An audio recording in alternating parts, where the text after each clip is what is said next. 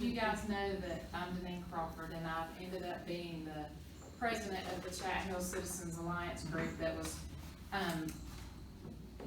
heading into Coweta County, trying to do the Coweta movement. We weren't trying to de-annexation. That was not what we were doing. What we were trying to do was move the county boundary lines. It's a whole different process. Oh, interesting. Than the de-annexation. You do have to go through and get a majority of Coweta County and a majority of Fulton County commissioners to say, yes, we want you, and yes, we're gonna let you go. And then it does go to the Supreme Courts in both counties. Right. But, you know, we were looking at it with the T-SPLOST. The city might lose the T-SPLOST for maybe a year. But then you would end up going right into Coweta County and their T-SPLOST, E-SPLOST, and all of their funding that they get from their county. Right. So, you know, the city might have to change something for a year to try to get through, or they could just do what our city has been doing, which is kind of holding on to some of that money. I talked to some of the Putting it in reserve. Yeah, I put it in reserve just in case something happens. Sure. I mean, it's a long and lengthy process. Oh, sure. Yeah, and you know, but we weren't trying to de-annexate. We were trying to move the boundary line. Thank you for the clarification. I appreciate that. Yeah. So I have just a question, if you don't mind. So the T-SPLOST for Coweta County, do we have any indication as to what that looks like proportional to what we're having access now? Obviously, Atlanta is a much larger market, a lot more sales tax, a lot more tax revenue that comes from that. Right. Do we sort of have an idea of what that, because it would very likely drop compared to what it looks like today, I would imagine. Do we kind of know the math on that? I don't know the numbers right offhand. I mean, I should have brought my information because we did a whole lot of research on different services that we would get, you know, you know, different things that people would like to have. Like, you know, Fulton County charges 30 to 35% more on your car insurance than what you get in Coweta County. Yeah. I mean, good point. Savings. You know, there's a lot of benefit to it. You have better schools there, you know, and I agree with you on the community schools wholeheartedly.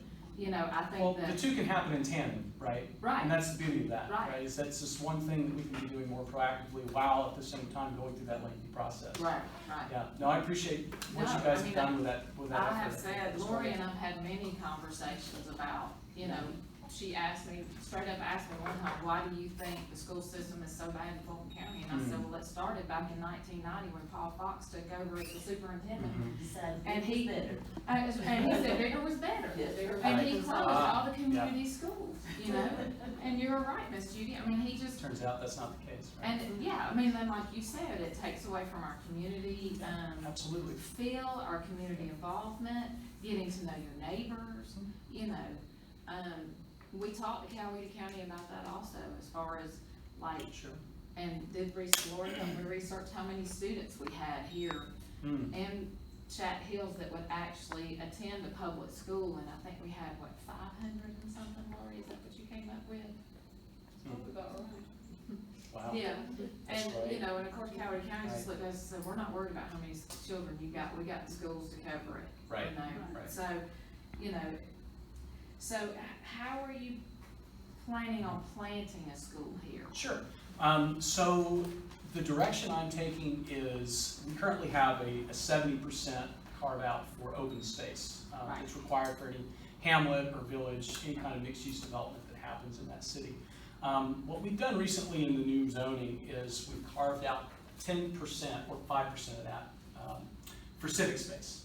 And so what I'm looking at is taking a portion of that civic space and carving it out for public education, so they would have to actually reserve physical space for a state charter school. What we would then have to do is establish a subcommittee within the city of teachers, administrators, and professionals that can help lead that effort, as well as attracting investment from some of the landowners within those developments as well, and some from outside.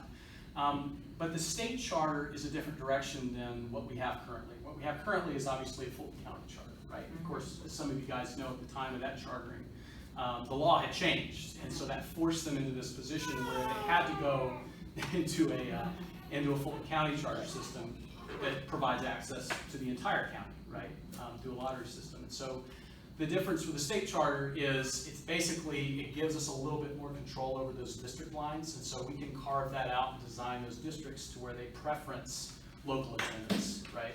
And so what happens is if you're able to do that in even 2 or 3 locations, then those become feeders into this existing charter school. That would then become the high school over time. You could recharter that school into a state charter once its charters expire. So that is sort of the long vision of how that would work. I know I've talked to a couple developers, one existing in the city and a couple that are currently going through the process of rezoning for Hamlet, that are willing to support that effort. So I think there's a pathway to making that work, but like I said, I'm not going to stand here and pretend like I know all the answers. There's going to be a lot more than just me that's going to have to come to the table to make this work. But I think that we have a good collective in this city, certainly a collective interest in seeing that happen. I'm sure we can start bringing people out of the woodwork to start participating in that effort. I think it's something we at least can control a little bit more on the pace of development for it. So, yeah. Thank you for that question. No, I appreciate it. Any other questions? Yes, sir. Yeah, I'm Chip Denton. We met, but I want to make sure everybody knows who I was. I grew up out here. Excuse me. And my kids grew up out here. In fact, this Hattaway taught 2 of them. Okay, yeah. At that time, the parents didn't. We tried to fight closing the schools, closing Rico, moving to consolidation, right? Because we knew what was going to happen, which is exactly what happened. Right. Big schools bring crime. Doesn't better your education, it worsens it. Some of the people that I went to school with here, their grandparents had gone to that school. You're right, it's the fabric of the community. So laying the baseline, I agree with everything that you said. First time that I moved out here when I was, I think 10, in the 6th grade, I was an outsider. But that's the way I got to know people, right? Is that school. And I think that's the way it's going to continue. I think that's, I was gone for 30 years, came back, and this is not the same place that I grew up in. And it doesn't have a sense of community other than Smith's store now. Right. That's about it. Right. And which really disappointed me. But I like the idea, of course, Chattahoochee Hills has been formed since I left and came back. Right. My question is, once you're talking about charter, which I'm not that familiar with. I know the school down here is a chartered school. Right. But if Fulton County has control of it, which Dr. Fox, again, he decided he knew better than save money. That was bottom line with money. It wasn't the good of the children. What's to stop that happening again? Is there an option to have Chattahoochee Hills school system? So currently, no. We are not able to have our own city school system here. From what I understand, Atlanta is actually one of the only precincts that is allowed to have its own sanctioned school system. What we can have are 2 things. We can either have Fulton County Charter, which is what we have now, or we can have what's called a state charter. And the only difference is the way that they're funded. But they're not actually controlled directly by the Fulton County Board of Education. They actually have their own board of directors that are locally assigned, and usually they're a part of a nonprofit or an organization that helps to kind of fund and found and manage that charter. So they're more, they look a lot more and they operate a lot more like community schools do, right? So to answer your question, especially as a state charter system, there really is no threat of Fulton County coming in and trying to consolidate that kind of system, right? So we would be kind of absolved from that happening. Did that answer your question? Sort of. Would the control stay in the community? Where does it control the school? Oh, please, go ahead. Yeah. Well, when we first started trying to get the charter school, it was going to be a state charter school, and we had done all that work and all that stuff, and even had hired a principal. And as a state charter, you get to designate the area that your school covers. As a Fulton County charter school, it's open to the county. Right, right.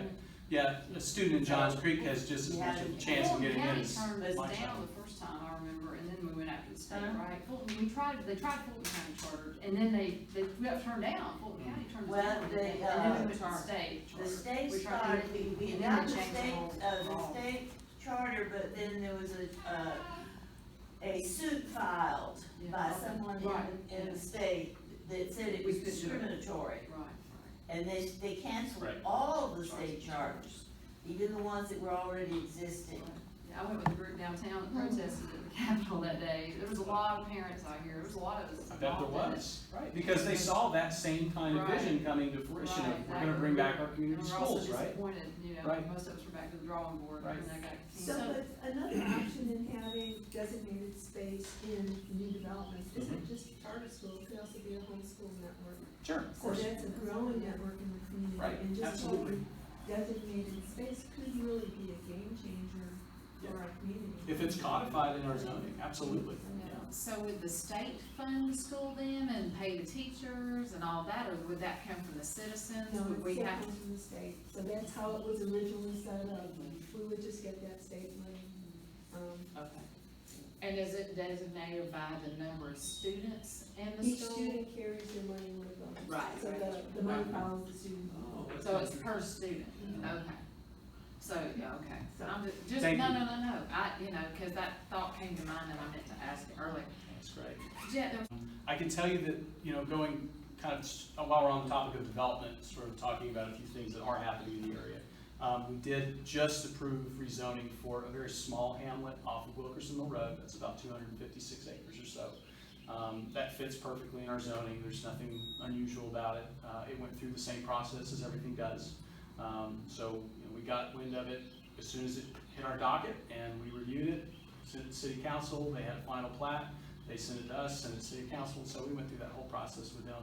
So just to get the rezoning. So now that that's done, they'll go into more of the development phase. One thing that we did change recently with this consolidated zoning code that we just passed in the city is we've actually restricted a lot of the uses for, there you go. Yeah, right. We kind of speculated that might happen. So we took the use table and we actually restricted a lot more of the uses that people have in villages and hamlets and things like that they used to have by right, and we've sort of restricted them down to now they have to actually pass through the planning and zoning first and then city council after that. So we've made it a little bit more restrictive for development, if that makes any sense. So things like this will now have to go through a few more steps to be able to actually lay out a community that people can be agreeable to. And a big part of that is encouraging certain amenities that might help serve that community, right? That might be more accessible to people in that area. So that was one of the thoughts that we had in doing that with this unified development code that we just passed. Yeah. Okay. I know something that folks have been asking about lately has also been this 20-acre minimum subdivision requirement. I know it's been a hot topic being on the planning commission because we've had plenty of public hearings and things like that, so there's been a lot of people bringing that up. I think that deserves a little explaining in terms of what the thought process was around that decision as a collective group, the planning commission, as well as a lot of the city council folks that weighed in on it. What was starting to happen here is we were seeing speculative investment coming in and purchasing up smaller tracts of land, these 10, 12, 15 acre tracts, and with the intention of splitting them up under the old subdivision requirement, which only required 3 acre tracts, right? So you could do 3 acre lots. And what was happening is these developers were basically coming into our RL district, buying up these small tracts, subdividing them, throwing houses on them, and it was starting to look a little bit like suburbia, right? If that happens once, it's called selling a piece of your land, and that's fine. But if everybody does it, that's called a subdivision, right? That's what it starts to look like. And so that was the thought system behind, okay, well, let's take those 3 acre lots people have by right, and let's make it a little bit bigger so that we're not seeing a lot of it happen here. Well, of course, one of the main concerns, and one of my concerns, to be honest, was that, if I wanted to pass down a piece of my property to my child, how would I go about doing that? And so what we did is we introduced something called the family lot, right? So it's basically an exemption to that. So that, if you were able to say now you can quit claim or you can sell a piece of your land to a family member, they have to hold it for a certain number of years. I think it's 3 or 5, I forget what they landed on. But basically it goes back to the old subdivision restriction, which is that 3 3-acre lots. So it still allows you a mechanism to do that. Because there are a lot of legacy families out here on larger parcels that have an interest in doing that. So that kind of builds a little bit of context behind why that decision was made, and I hope that makes a little bit of sense. So anyway, I just wanted to throw that out there and kind of mention that had happened, and that's why. So, yes, sir. On that same line, I am curious, what the mayor stated for changing to a 20-acre minimum was that basically developers had been buying up land and, as he said, gaming the system to do 3 acres.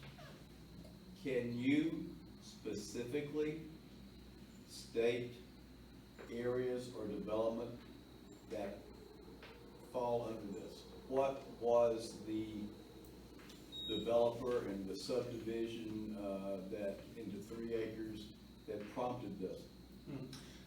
So I can't give any names, but there was a gentleman actually at that meeting that had just acquired, I believe it was 40 acres for that reason.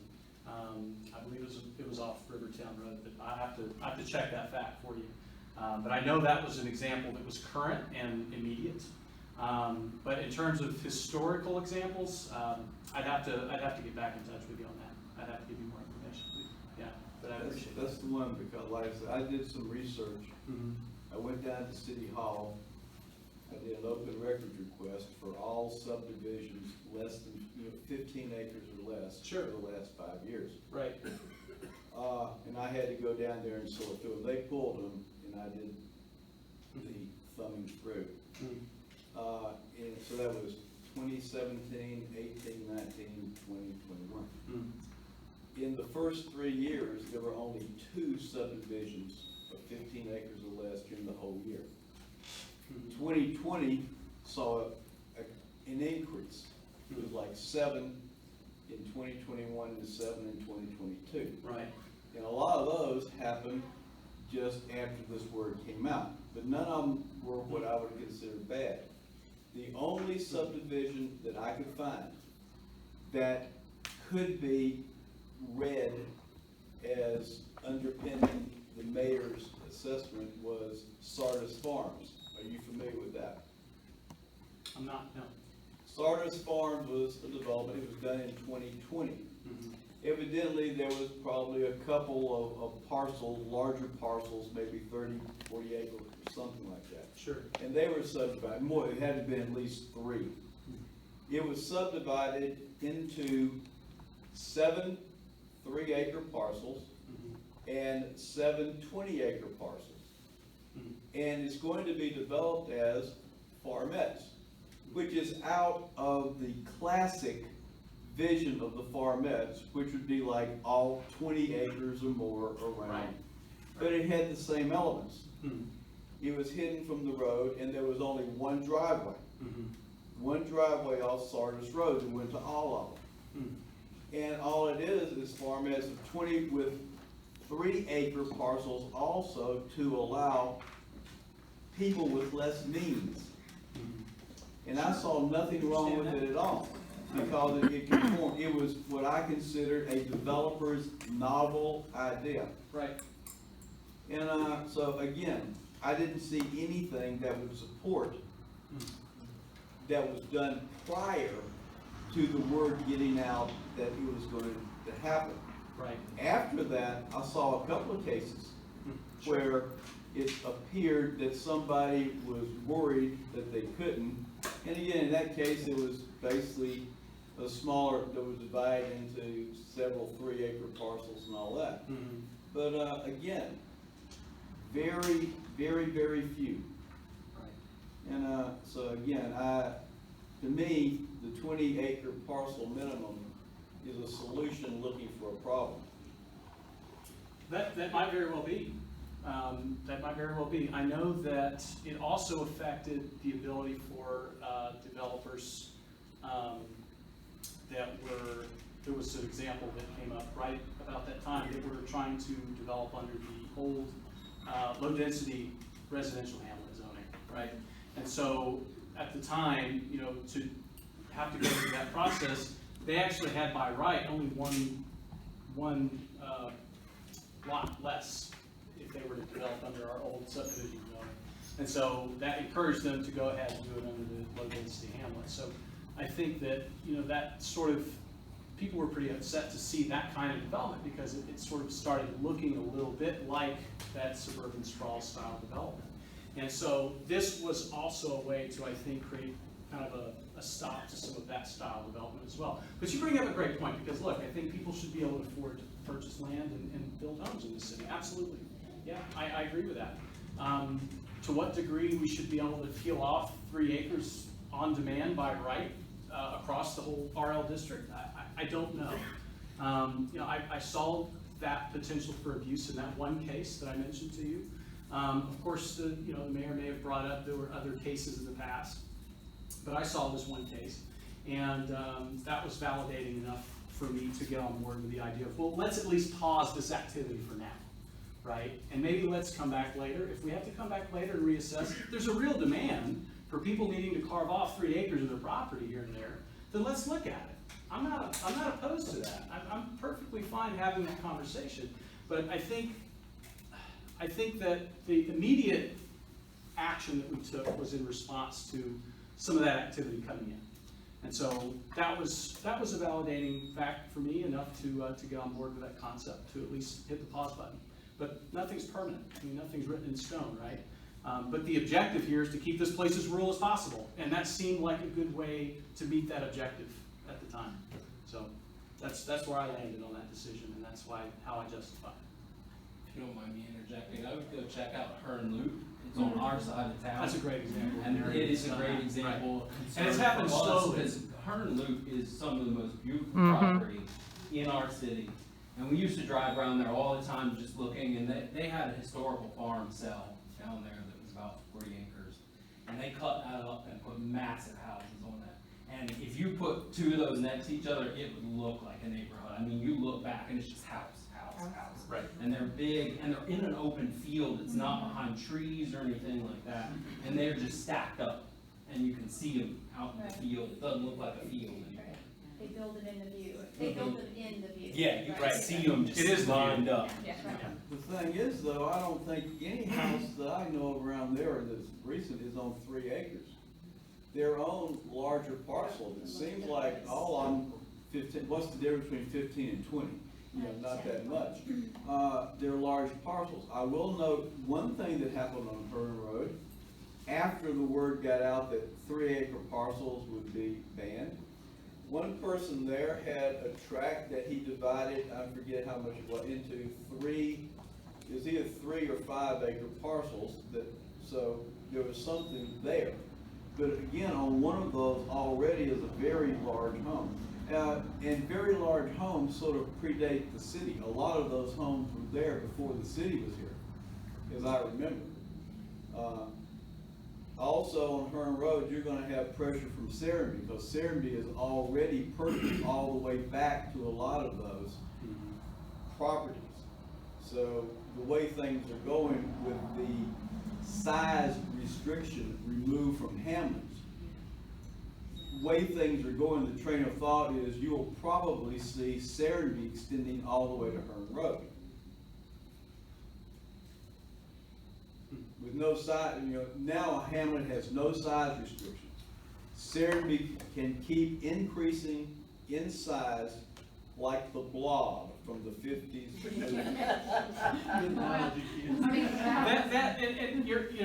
You're right. Sure, if there could do that, right? But that also requires compliance from the community to some degree. You still have to go through a rezoning. They can't just by right turn everything into Serenby. Right? There's a strict and rigorous process that has to be gone through for that to happen. And as you know, right, it's got to come through. It's got to come through us as a board of planning commissioners. It's got to go to the city council. It has to go through several renditions of public hearings. They have to put notice to all the neighbors. They have to buy the land for people willing to sell it. right? So if it happens like that, it will happen organically. But it will still happen in a way that drives 70% preservation of our open space, and that's what really matters here. Whether there's one town or 5 hamlets, it makes no difference. It's an isolated case of development. It's something that's, you have to go to town. Town's not coming to you, right? That's the difference between Chattahoochee Hills and everything that's happening around this area. And so, whether it happens and it's just all Serenity, so what? They're paying our tax base. They need to be putting in amenities that are accessible. Absolutely. They need to be investing in a community like any other developer would in the form of education, right? But they're preserving 70% of this rural area, and everything else out here stays the same. And so we all win, right? That's the idea. But that needs to be enforced, and we have to have representatives that understand that vision and understand how to get us there. One of the things, you mentioned the Piney Woods farm, the Right. the Sure. small Piney Woods, right? residential, hamlet. Sure. That is one of the things that I thought of when I found this Sardis Farms. That was on a little bigger scale. But as you said, Piney Woods Church farm there could have been done, in essence, under regular zoning, in the 3 acre, and larger, and be divided. But the thing is, I still do not see how they gained anything, or the city gained anything, by going to a residential hamlet. Because the tracts there would have had to be subdivided into 3 acres and larger. Sure. And that means none of the larger tracts could ever be divided again.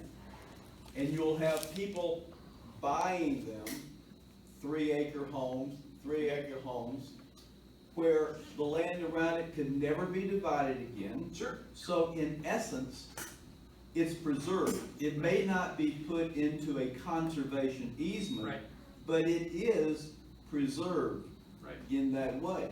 And the only thing that I really couldn't see it, because if I were to be thinking of purchasing something like that, again, it had one driveway too, off Sardis Church. Right. So you do not have multiple curb cuts, which generates the sprawl look.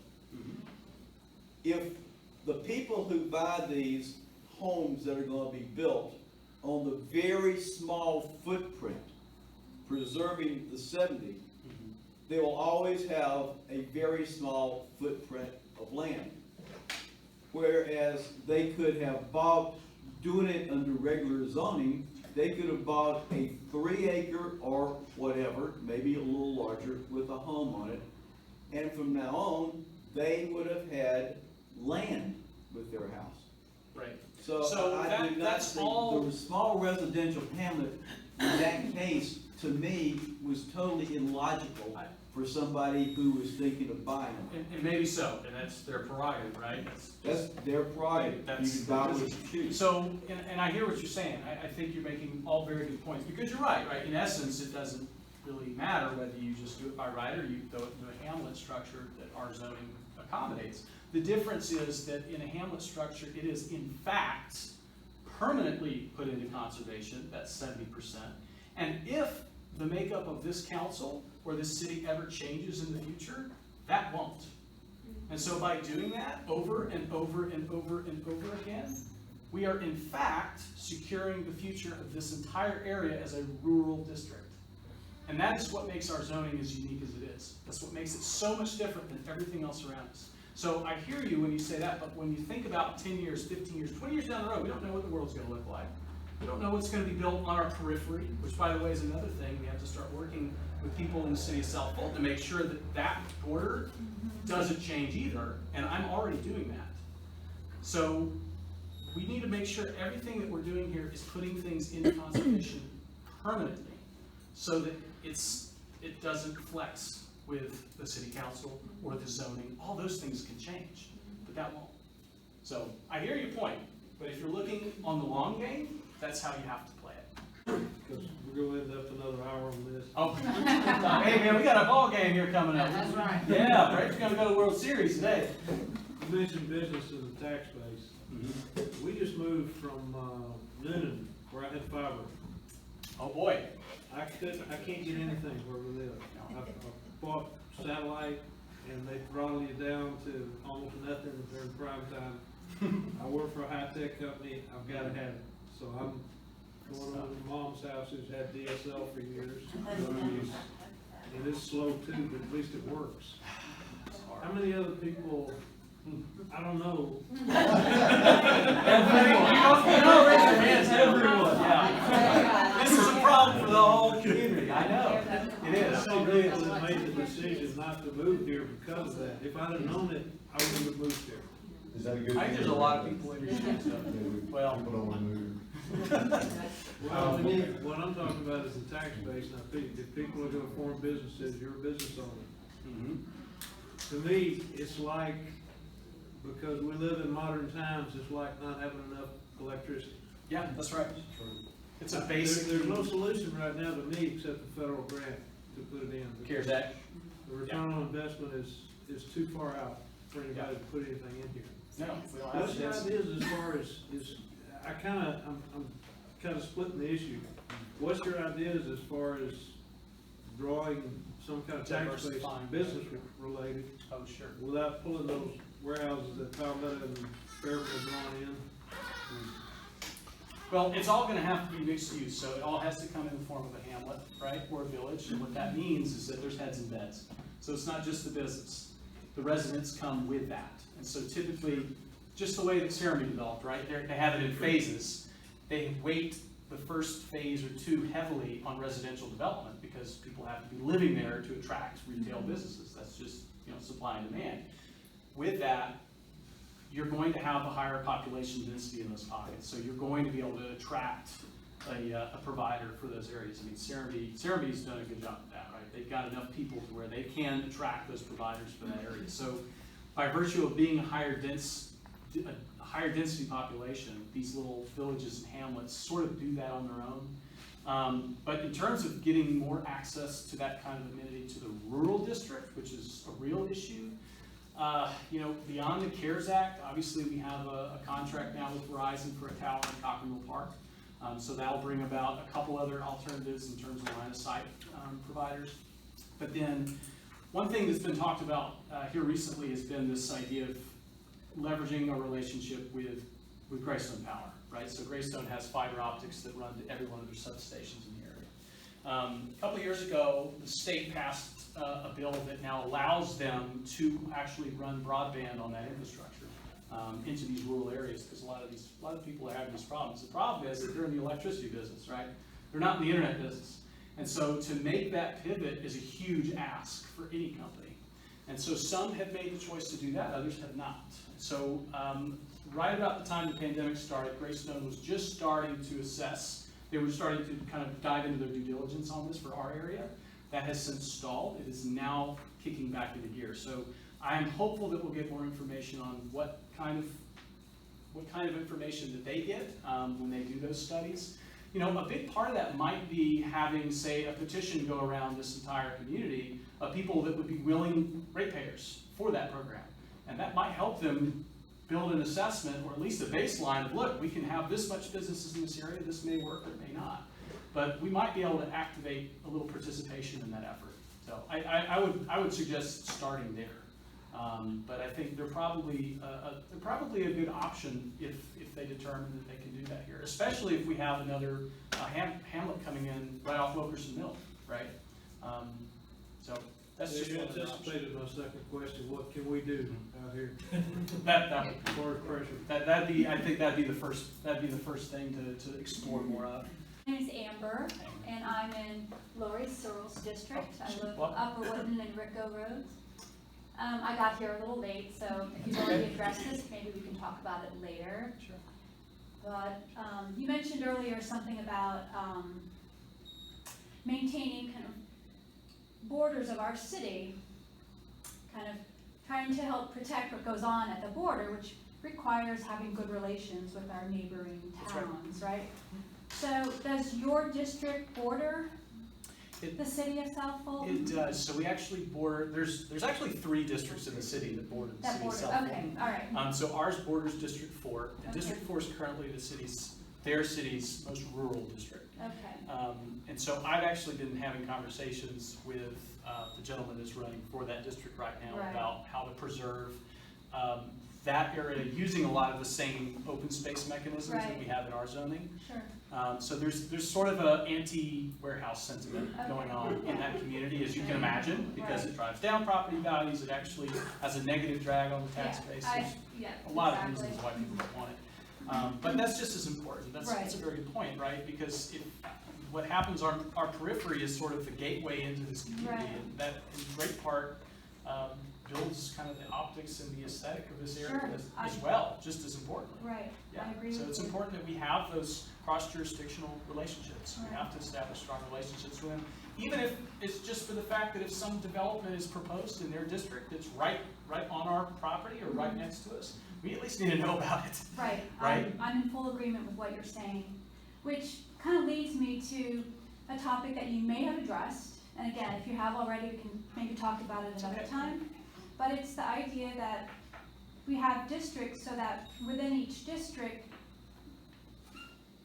their needs can be addressed and perhaps advocated for Right. by their own council rep, That's right. right? You get meaningful representation by having your own district That's exactly representative.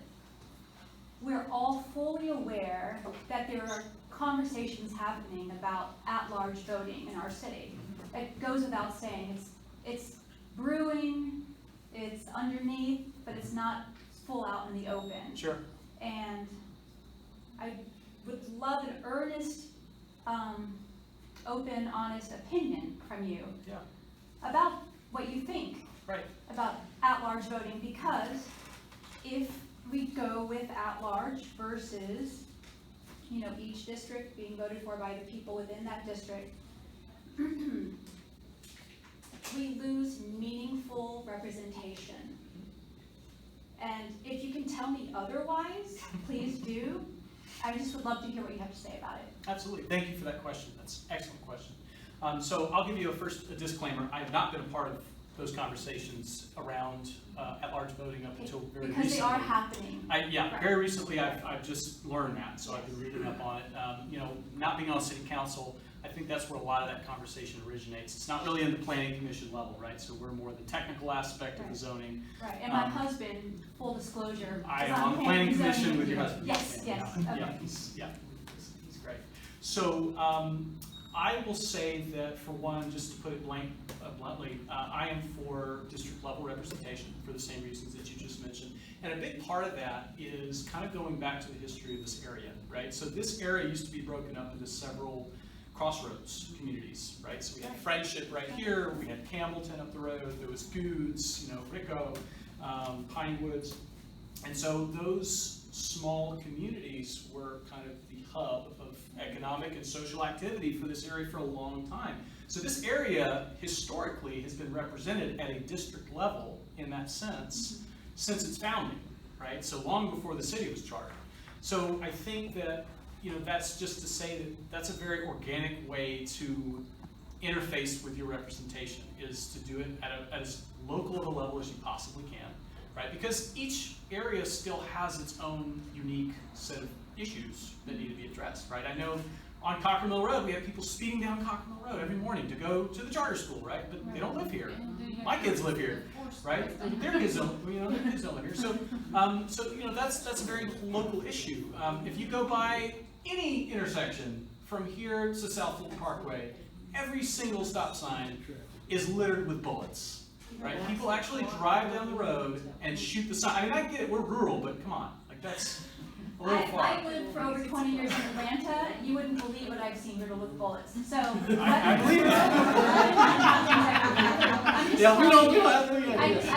I definitely don't like the kind of perception that living in the No. country means rednecks shoot bullets at stop signs, because you wouldn't believe what I've seen them shoot at in the city, and they're not wearing cowboy hats in the city. My favorite game was gunshot or firecracker. Oh boy. Well, but going back to your question, I just have to disclose, I don't I haven't dove into the at-large Sure. voting conversation as much. But as I see it now, I know as a constituent, I would appreciate regular town hall meetings, right, to talk about these issues. Right. And it's certainly now that we have more development pressure than we've ever had, I really want to know about these issues. I want to know what's coming down the pipeline. I'd like my voice to be heard, because I can't go to every city council meeting, right? Not everybody should expect to be able to, right? But we still have to have a voice at the table, and if we're going to have a voice, that means we actually have to have a relationship with that representative. And so being able to be as local as you can in your representation, I think, is very important to that end. So I hope that answers your question. As well as you can answer it, sure, thank you, Okay. I appreciate it. Thank you, appreciate it. Yes? And I would just like to add, I find it curious, that's the second time I've heard that there's been these conversations. But there have been conversations, Lori, there have been. Can I finish? Sure, but there have been conversations. So I brought this up at the work session, planning session in February, and I think I brought it up to the council before as a question, do we want to have discussion? The council said no. To my knowledge, it hasn't been discussed again since, and the only other time I've heard it mentioned was at Ricky's meet and greet, so if it's discussed, Amber, I'm not a part of that discussion, and when I brought it up, I brought up 3 options, and the third isn't even being discussed, is a hybrid solution. So that's where you have district representation. It's still been a conversation, it's been brought up, you brought it up in earnest, it's a conversation you and I can have at another time if you'd like to, but it is it's an issue that has been, again, you've brought it up, and it's not gonna go away, and I think you know that it's not gonna go Why away. is it not gonna go away? That's okay. I think that, it's on the I don't floor wanna that be it is. confrontational, but just to That's say. okay. No, I appreciate that though, because look, it is a conversation. It's something that everybody deserves to have a voice and an opinion on. And, it's important. It's a very important conversation. I'm learning more about it now, but I mean, honestly, I'm committed to district level representation for the same reasons that I just mentioned earlier. I think it's historically what's worked for this area. It's what people want more of. It's certainly something we need a little bit more activity of in certain districts, right? And so, yeah, I think that we're going to maintain that system so long as it's working for the people that live here. And I think if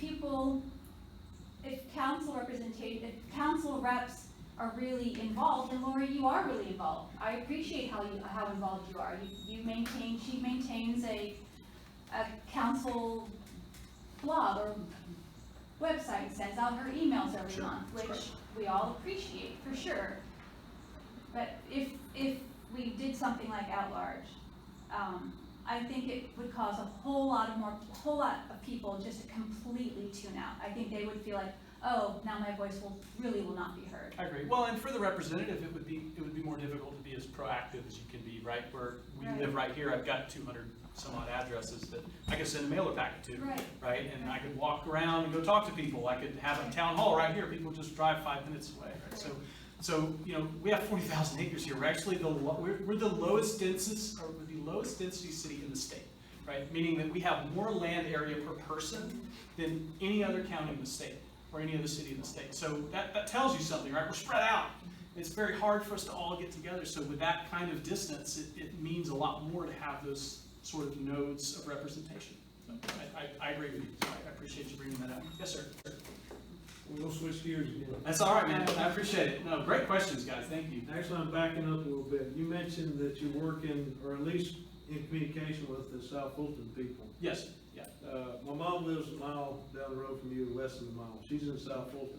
I still Right. haven't figured out how that On the happened. right-hand side of Cockerville Road. Chapman Hills. They didn't make it into the South Fulton. annexation. Yeah. Gerrymandering going on. Yeah, it sounded a lot like gerrymandering, but anyway. Yeah. Right. There's apparently, the property's been for sale since we moved out here, 300 acres across the street, it's been split.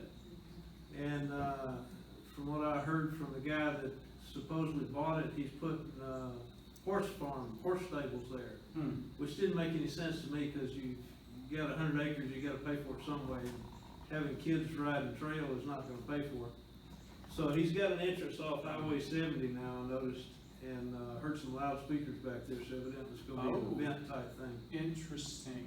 Okay. How do you stay in tune? Are they keeping their zoning kinda in sync with ours, or are they protecting it? This didn't seem Not like at all.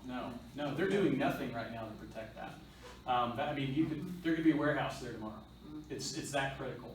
But that's why it's important that we are starting to build those relationships as fast and as close as we can to make sure that they are learning a little bit of what we're doing here so that they can implement it there. Because there's a lot of citizens over there that have the same kind of vision and the same values that we do here. They want to see it maintain its rural character. So we can help them do that. But yeah, we've got to be having those conversations, and right now we're just not. Well, your parents are probably familiar with it. When we moved here, pretty much up until the city was formed, local police was Fulton pedestrian. It took them 30 minutes to get out. Oh, yeah, response time is crazy. Yeah. We started the volunteer fire department out here, and that's the only protection we had. So it's the same with them right now. They're on the tail end, my mom's on the tail end of the city, probably the last lot in the city of South Fulton. Waiting on city of South Fulton police. Yeah. Yeah. So their center of mass is Fulton Industrial and Sandtown, from what I can tell. Right. So they're not gonna care that much about out here. What kind of pressure can we put on them, or if any? It's tough. So there's actually one really good example of how we have worked with them in the past to adopt some of our zoning, right? So we just recently did a master plan for Campbellton. And we did that, it was co-sponsored between Chattahoochee Hills and the city of South Fulton. So we both co-applied for the grant to pay for that master plan. So as a part of that, we all had to work together as a working group. I was on that working group to develop what we consider in this city a true mixed-use hamlet or village, which would have to still maintain some open space, and it would be done in sort of the same fashion as what our zoning currently allows. So that was sort of a good example of how we brought them into the fold on a specific development to make it work. Another example is Friendship Village, which was zoned years and years ago during the overlay, right? Part of that village lands in Chattahoochee Hills. So that section of that development is under our zoning, which is extremely strict. And in some cases, developers might see it as cost prohibitive. It's actually a good thing for us, right? We want to slow that down. But there's nothing preventing them from just throwing a ton of cul-de-sacs on the other side of it, right? So that's another opportunity for us to start building that relationship with them and go, look, this is what this kind of development yields for as far as the tax base. Just throwing a bunch of cookie cutter houses around cul-de-sacs, it's not much. This is what something like Serenity or some version of that would yield, which is incredibly higher than that form of development. So there's actually a business argument to be made for the city, but we have to be having those conversations again. And right now, there's no one at the table doing that. Along that line, Friendship Village, this is just a curiosity question to you up here. What is happening with it? It seems like if you go back 10 years, and they were part of our original comp plan, because they had land in the city, you know, also, and they were a big participant. Stacy Patton, you know, participated in the thing, and everything would just seem like all the ducks were in a row, and this is going to happen, and all that. And now it's just poof, gone away. You don't see anything going on. Do you know what happened? Is it still cooking, or has something happened? So again, disclosure, I don't know anything that happens until it hits our desk. And the part of the city that village is in Chattahoochee Hills, none of that has been activated. Otherwise, I could tell you with certainty that I know. What I can tell you is that there's been a lot of clearing, there's been a lot of surveying on that property. So, but again, without the relationship with our City of South Fulton representative, how do we know? Yeah. It shows up. That's how we know, right? So I can't give you a solid answer on that, other than the reason what I I see ask from not the so road. much your position on the is that you live close to it. I do. I'm Yeah. across the street from it. Right, you're Yeah. you're So right. They're gonna have an answer. And so Yeah. that was just a curiosity, if you might have heard something that me and Rico, you know, probably. They don't I make an guess- effort to communicate to us, and we're not really making an effort to communicate with them either. Okay. And that's gotta change. I'm just curious, let's say it's an off-the-wall question. No, I appreciate it. That's a good question. I have the same question. Yeah, I really don't. I don't know. All right, so,